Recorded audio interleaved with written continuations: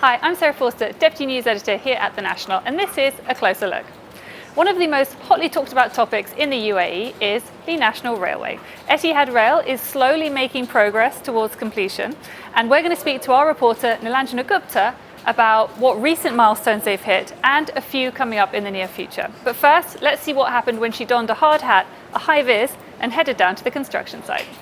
I'm standing on the UAE's first rail marine bridge that stretches 1 kilometer. In future, trains will be moving along these tracks over the beautiful views of the water. This bridge connects Abu Dhabi's Khalifa Port to the UAE's railway network.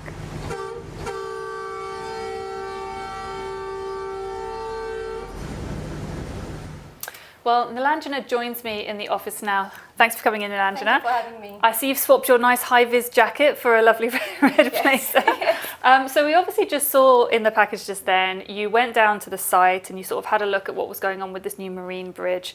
Can you tell us about some of these recent landmarks that we've hit lately to get to where we are now? So the Etihad rail network, it's going to be 1,200 kilometers from the west in Saudi Arabia all the way to the east in Fujairah. And so far we have seen the stage 1, which is basically freight trains, that is already operational since 2016. For the stage 2, which is for passengers as well as for freight services, and the construction began in Jan 2020. For that, in the first 28 months itself, 75% of that construction is complete. Over the last year, we have seen the main line from Abu Dhabi to Dubai, that is ready. We in fact went on an inspection train to see how the construction work was progressing, and it was amazing. And then recently we actually went to a rail marine bridge which connects Khalifa Port in Abu Dhabi to the UAE's national railway network. And that bridge is 1 kilometer long. It connects Abu Dhabi to the rest of the world because it helps in transporting all the freight, the shipping containers. And also recently, in November last year, there was an announcement that tracks have been laid in Sharjah and Ras Al Khaimah. So that's where we are as of now. And all the tunnels have been dug up. All the tunnels for the network have already been dug up. So that's where we are. So wow, so it seems like sort of bit by bit they are starting to kind of make the whole picture. What do you know what some maybe milestones are coming in the near future? Do you know what they're working on and maybe nearly completed or anything like that? So for now we know that tracks have been laid in many Emirates. So in future we can expect the rest of the Emirates. There may be announcement about passenger stations. There is an announcement that the first passenger station will be built in Fujairah in the Sakamkam city. So that is another thing that we can look forward to in the near future. And of course, there's no announcement yet on a launch date, but we do know that by 2030, more than 36 million people would travel by passenger services every year. So that is one thing that we all are looking forward to eagerly. As much as the staff of Etihad Rail, we are equally excited for that. So I know there isn't a completion date set in stone, but if they're estimating a certain number of passengers by 2030, obviously the completion date must be before 2030, right? Yes, of course. I'm hoping in the next few years, but then we do know that the stage 2, in the first 28 months itself, 75% of the stage 2 was constructed. And of course there may be future additions. There will be passenger stations, there will be freight stations. So I'm hopeful in the next few years, inshallah, it'll all be complete. Well, how would it affect people like you, me, the people that work in the Emirates? How would this affect our actual lives? So you see, UAE, it's a country of cars and buses.